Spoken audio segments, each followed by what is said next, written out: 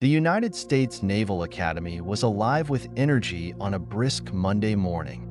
The crisp air carried the rhythmic sound of boots striking pavement, perfectly synchronized as cadets marched in flawless formation.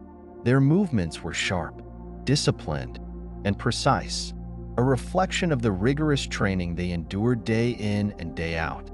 Along the perimeter, instructors stood with arms folded, eyes keenly observing, ensuring that every step, every turn, and every salute met the Academy's exacting standards. This wasn't just another day of training. It was a display of excellence, a reminder of the unwavering commitment expected of every future officer in the United States Navy. Yet, despite the order and discipline, something suddenly shifted in the atmosphere. A sleek black SUV rolled up to the main gate, its presence immediately breaking the seamless rhythm of the Academy. The vehicle gleamed under the morning sun, moving with the kind of purpose that demanded attention. Cadets continued their drill, but many stole quick, curious glances toward the unexpected arrival. At the security post, a guard stiffened, adjusting his posture as the SUV came to a smooth, deliberate stop. For a brief moment, there was silence, save for the hum of the engine. Then, the door opened. A man stepped out. Not just any man, a man instantly recognizable, even from a distance. His sharp navy blue suit was tailored to perfection, his signature golden hair catching the light just enough to leave no doubt as to who he was.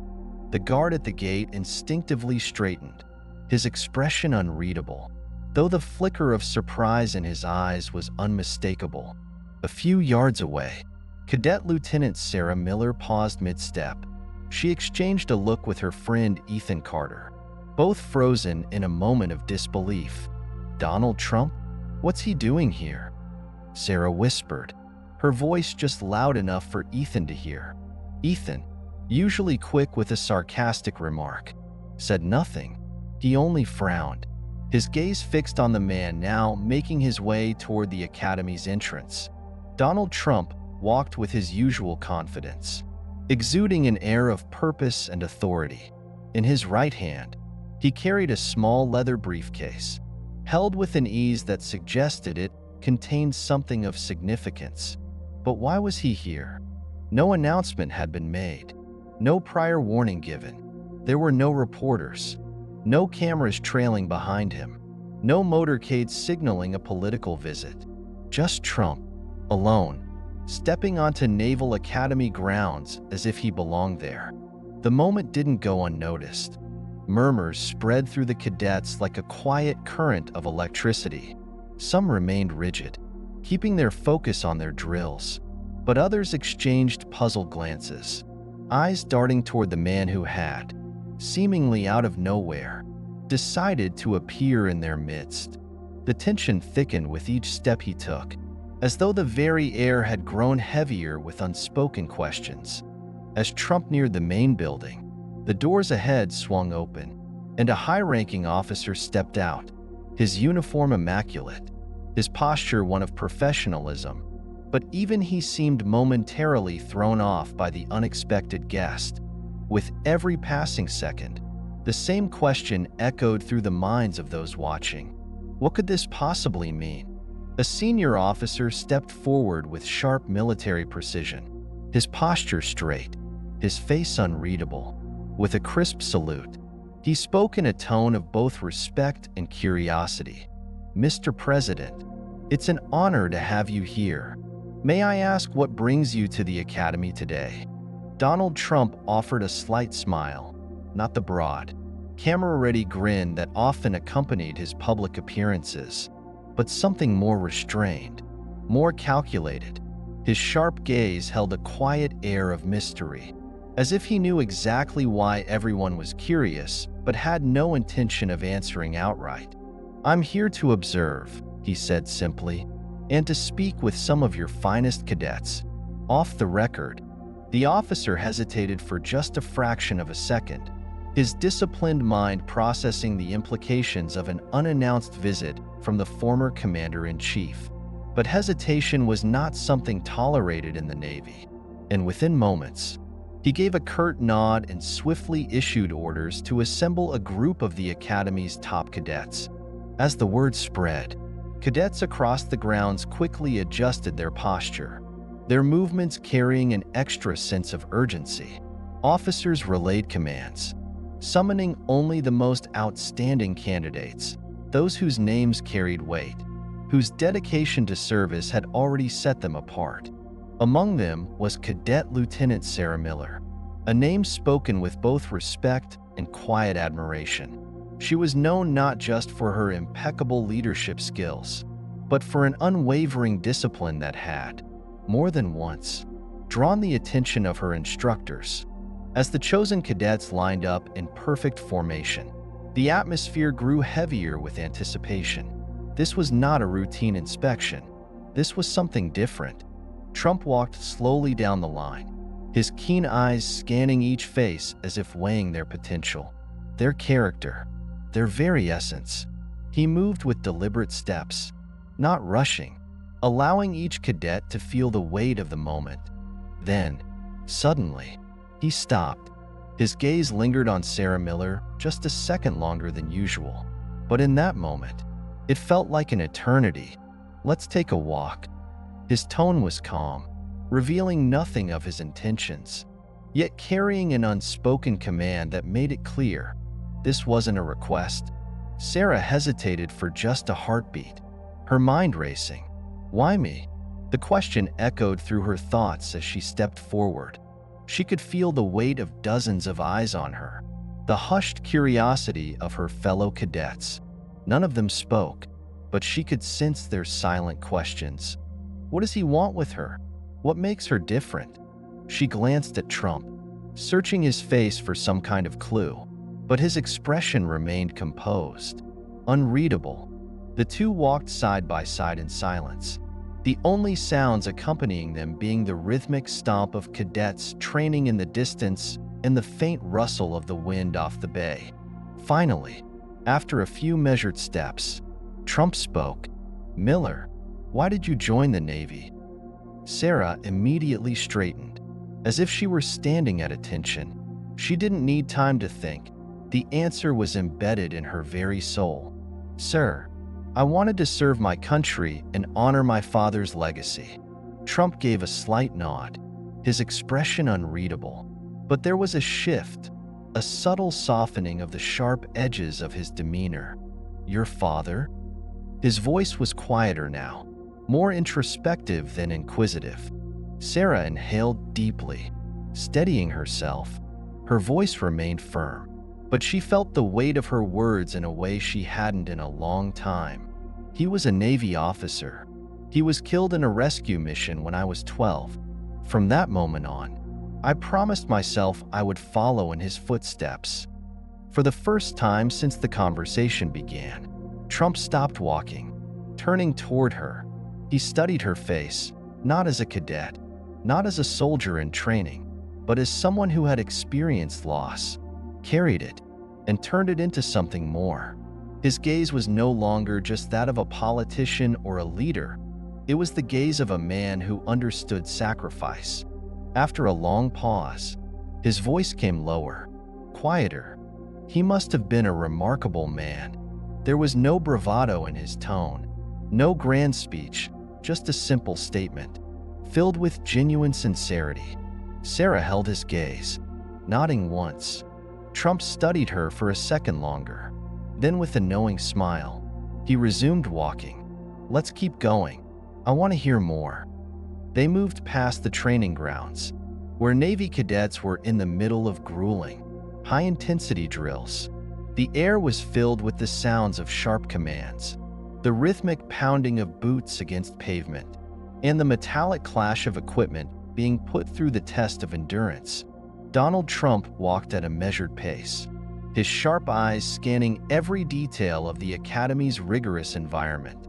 He didn't just glance around, he observed, taking in the way cadets moved, the way instructors barked orders, the way discipline shaped every moment here. There was an energy to this place, a raw, relentless pursuit of excellence. and he could appreciate that. His attention, however, was now on one person. "Tell me, Emily Carter," he suddenly said, his voice cutting through the surrounding noise. "Do you think you're the best cadet here?" Emily Carter's heart skipped a beat. She hadn't expected that. She turned to him slightly, meeting his gaze for a split second before shifting her eyes forward again. This wasn't an easy question. She had trained for years to reach this point, endured sleepless nights, aching muscles, exhaustion so deep it made her question everything. She had been told she was one of the best, but the best? That was a title she had never claimed for herself. She swallowed, keeping her voice steady. "I don't know if I'm the best, sir," she answered truthfully, "but I do know for sure that I work harder than most." Trump stopped walking, turning toward her. He studied her for a long moment, his assessing gaze unreadable. "Hard work is good," he finally said, "but confidence is just as important." He took a step forward, then another, his eyes now on something ahead of them. Emily followed his gaze and felt a knot tighten in her stomach. The obstacle course. It wasn't just any obstacle course. It was the infamous endurance test, the one designed to push even the strongest cadets to their breaking point. Towering walls, deep mud trenches, high rope climbs. Every element was meant to test more than just physical strength. It tested mental willpower, the ability to keep going when everything inside you screamed to stop. Trump motioned toward it with a slight tilt of his head. "Show me what you're made of." Emily's breath caught in her throat. She felt the eyes of her fellow cadets on her now, felt the weight of expectation pressing down on her shoulders. She wasn't afraid of the challenge itself. She had conquered countless tests before. But this was different. Because this wasn't about just passing a test. This was about proving something to Trump, to her fellow cadets, and most importantly, to herself. All eyes were on her. Cadets whispered amongst themselves. Instructors folded their arms, watching carefully. She stood there, muscles tense, as a thought wormed its way into her mind. Am I really good enough for this? She had fought hard to get here. But what if she wasn't as strong as she thought? What if she wasn't as fast? What if she let everyone down? Then, suddenly, a memory. Her father's voice, clear as day. Doubt never makes you stronger, Emily. Only action does. Her father had been a Navy officer, a man who had believed in resilience, in pushing through fear, and when he was gone, she had sworn to carry his strength inside her. She clenched her jaw. This wasn't about being the best. This was about overcoming herself. She exhaled sharply. Then she took off running. The first wall came fast. She sprinted toward it, jumped, grabbed the edge, and hauled herself up, using every ounce of strength in her arms. For a split second, she felt the strain in her muscles, the pull of gravity trying to drag her down. But she didn't hesitate. She swung her leg over, landed smoothly, and immediately ran toward the next challenge, the barbed wire crawl. She threw herself low to the ground, her body pressing against the dirt as she inched forward inch by inch. The sharp wire hung inches above her back. No room for error. The ground burned against her arms, but she gritted her teeth and kept going. Her breath came faster now, but she wasn't stopping. Next came the rope climb. She grabbed hold, her hands gripping the rough fiber, and pulled herself up, higher, higher. Her arms trembled, her muscles screamed. For the first time, she understood.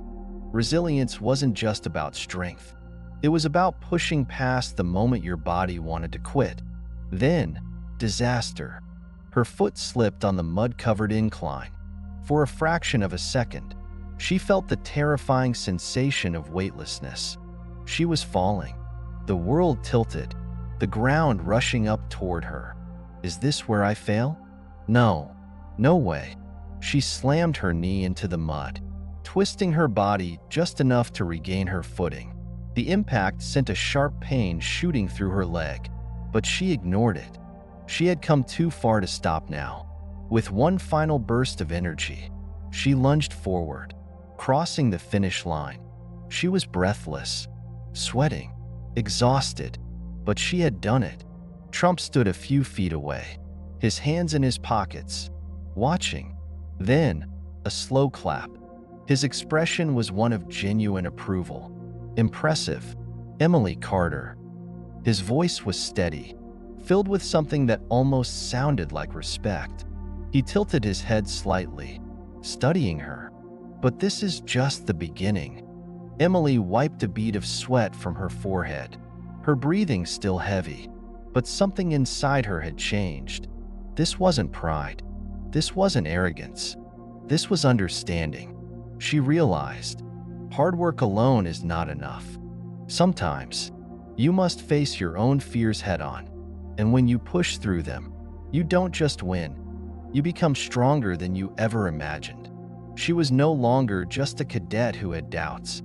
She was Emily Carter, a cadet who had proven that limits only exist if you let them. The cadets had barely caught their breath from the day's rigorous training when the order came down. They were to report immediately to the main briefing room. There was no explanation, no indication of what was about to happen, but everyone knew something big was coming. Donald Trump wasn't the kind of man to show up somewhere without a reason. He wasn't a politician who made empty speeches, and he definitely wasn't the type to waste his time. As the cadets filed into the briefing room, they exchanged glances, some filled with curiosity, others with quiet intensity. Even the most disciplined among them could feel the weight of the moment. Something was happening, something that mattered. The room had the kind of charged silence that came before a storm. And then, Trump walked in. He entered the room unhurriedly, exuding the same air of measured confidence that had followed him throughout his career. Not rushed, not hesitant, completely in control. In one hand, he carried a small leather briefcase, which he placed on the table with deliberate care. Not a single movement was wasted. He didn't immediately speak. Instead, he took a slow, sweeping glance around the room, studying every face, as if he were assessing each cadet individually. Some of them straightened their posture instinctively under his gaze. Others held firm, maintaining eye contact, as if silently accepting the unspoken challenge in the air. Finally, after a few seconds that felt longer than they should have, he opened the briefcase, pulled out a folder, and placed it on the table. Bold, capitalized letters stared back at the cadets. Operation Valor. He tapped his fingers lightly on the folder before speaking. "You're probably wondering why I'm here." His voice was steady, deliberate, each word carefully measured, as if he wanted them to feel their weight. He picked up the folder, flipping through a few pages, as if organizing his thoughts. Then, without wasting another moment, he looked up and got straight to the point. "I am launching a program to honor the unsung heroes and train the next generation of leaders, and you have been chosen." A low murmur spread through the room. The cadets weren't an easy group to shake, but this caught them off guard. Trump watched them, letting the moment sink in. Some cadets looked to one another, silently wondering what this meant. Others remained still, waiting for him to continue. Then, from the back of the room, a single hand went up. Emily Carter. She didn't hesitate when she spoke. "Why us, sir?" A question both bold and necessary. Trump's gaze settled on her, sharp and considering. Then, he nodded. "That's a good question." He folded his arms, shifting his weight slightly, his sharp eyes unwavering but not harsh.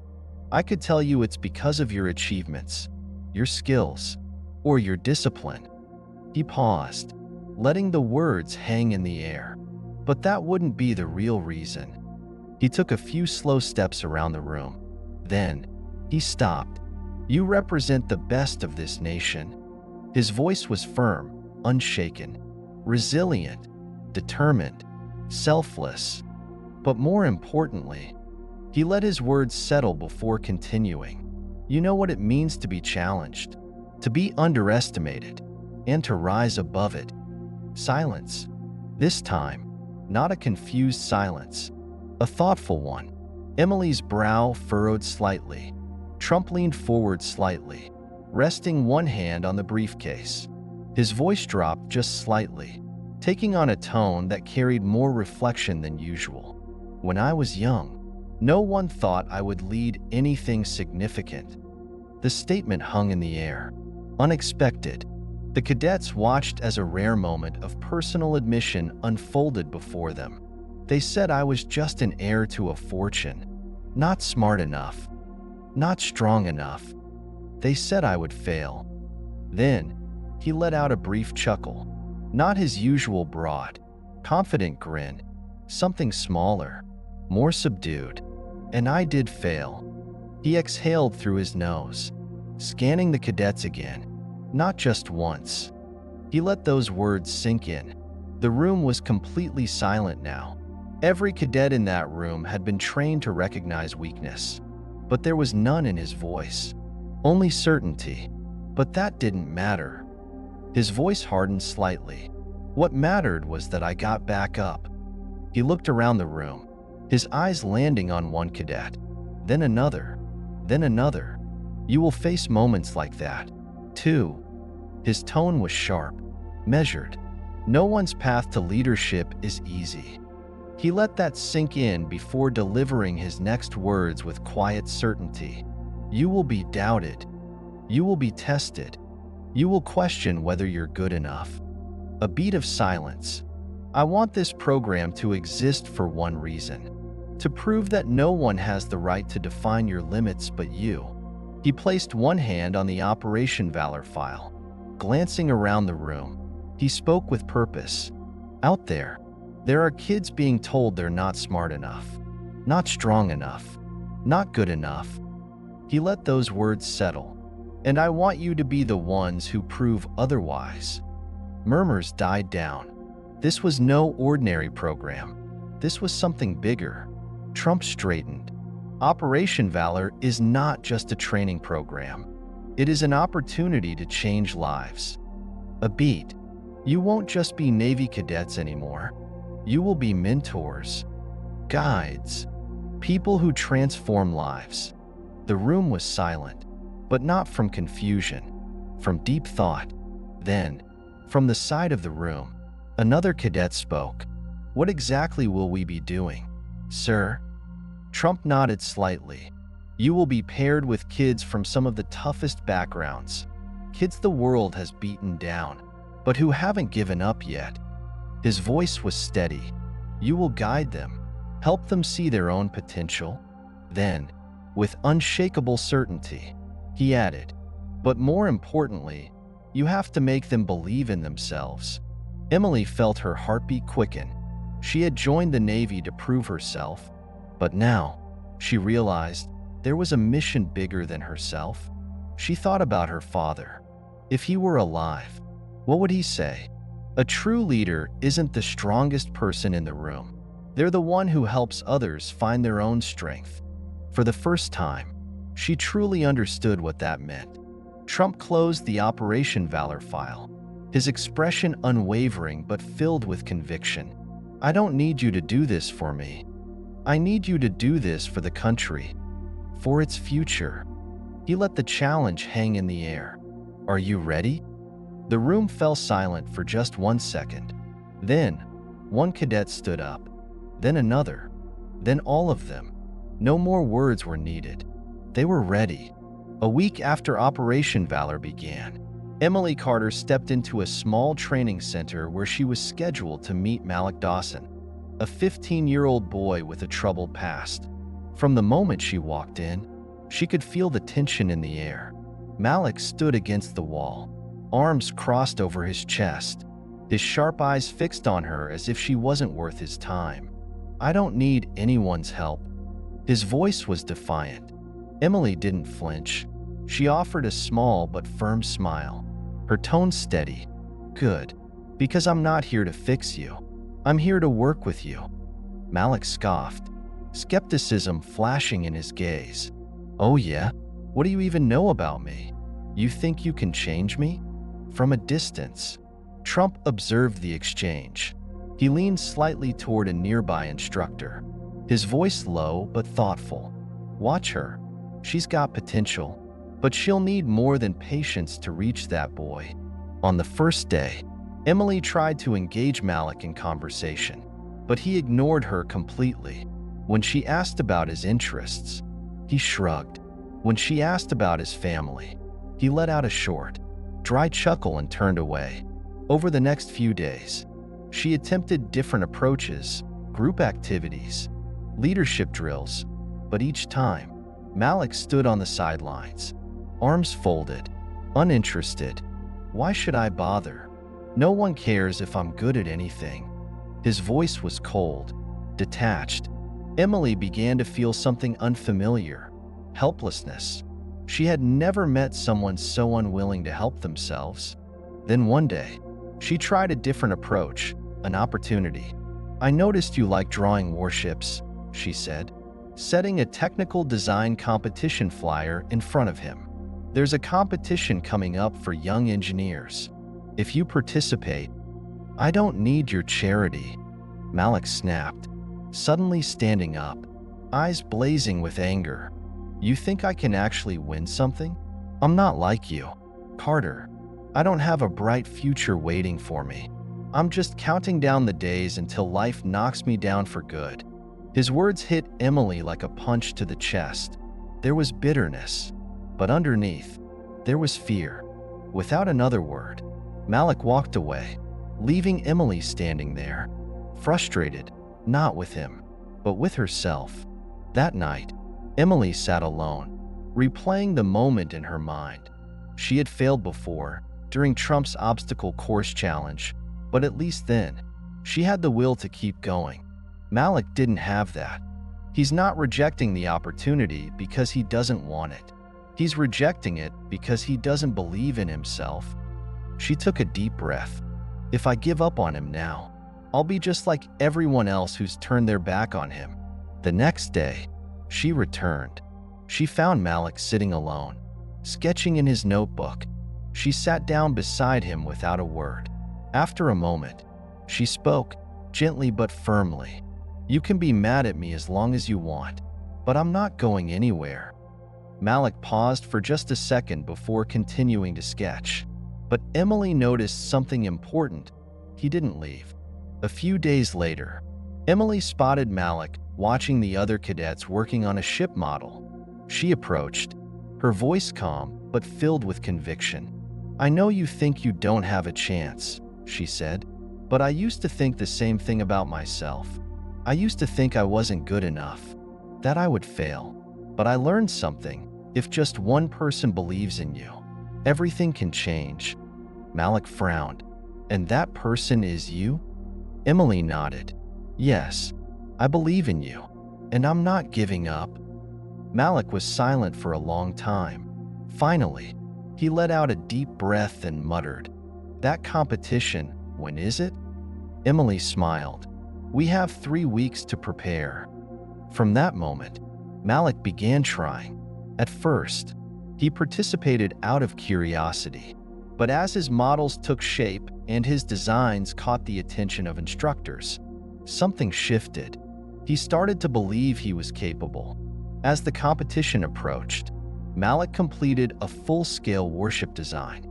On the day of submission, he handed his design to Emily, for the first time, with a look of genuine gratitude. Thank you. Emily smiled. You did this yourself. I just reminded you that you could. 1 month later, the results were announced. Malik won first place. When he received an acceptance letter from a prestigious engineering scholarship program, he held it silently for a moment before handing it to Emily. She opened it, scanned the words, then looked up at him. I told you so. Malik nodded, but this time, he believed it. Malik's transformation didn't happen overnight. It was a battle of patience, trust, and persistence. From across the room, Trump watched, seeing how Emily had refused to give up on the boy. He gave a slight nod, a proud smile tugging at the corner of his lips. Turning to a nearby instructor, he said, "She gets it now. Leadership isn't about commanding people. It's about helping them find their own strength." A few months later, Operation Valor was no longer just a program at one academy. It had spread across the country. Navy cadets had become mentors, guiding young people who had once been overlooked, helping them rediscover their self-worth. Emily Carter continued her work, but one day, after returning to her room from training, she found an envelope placed on her desk. The name on it made her pause for a second. Malik Dawson. Her heart pounded as she opened the letter. The words on the paper left her speechless. "Carter, you once told me that having someone believe in you can change your entire life. Back then, I didn't believe it. Now, I do. I've applied to an engineering school, not because someone told me I should, but because, for the first time in my life, I truly believe that I can. One day, I won't just sketch warships. I'll design them, real ones. Thank you for not giving up on me, even when I had already given up on myself. Malik." Emily clenched the letter in her hands, feeling something far greater than pride filling her chest. This was the true meaning of leadership. She took a deep breath, lifted her gaze, and looked out at the vast blue sky outside her window. She smiled. Not all ships are meant to sail the sea. Some are built to change the course of people's lives. And Operation Valor was exactly that kind of ship. In just a few short months, Operation Valor had created remarkable change. Young people who had once been overlooked had now discovered their own worth. Navy cadets who had only known discipline had learned a far greater lesson: patience, leadership, and the power of belief. At the program's closing ceremony, Donald Trump stood before the people who had made this transformation possible. But this time, he was no longer the leader giving orders. He was a man witnessing a true legacy take shape right before his eyes. He stepped onto the stage, his gaze sweeping across the faces of cadets and young men and women who had once been tested by life but were now ready to face their future. "I don't care how many people doubted this program. I don't care what anyone said about my motives for creating it. What I care about is the people sitting here today, stronger, more confident, and ready to seize the opportunities they once thought they didn't deserve." This isn't just a program. This is proof that if just one person believes in you, you can change your entire destiny. The audience erupted into applause. But for Emily Carter, the most meaningful moment came when she received a text message from Malik Dawson. "I've officially been accepted into engineering school. Thank you for never giving up on me." She smiled, her heart full of fulfillment. Just months ago, that boy didn't believe in himself. Now, Malik was ready to set sail, on the very ship he had built for his own future. Donald Trump looked across the room one final time, his voice steady but filled with power. "I don't need my name remembered when people talk about Operation Valor. But if, one day, one of you stands up and changes someone else's life, that will be the legacy I am most proud of." He paused for a second, then delivered his final words. "Keep moving forward, keep believing, and most importantly, never give up on someone, even when they've given up on themselves." This was not the end. This was the beginning of a new generation, a generation of those who believe, who lead, and who change lives.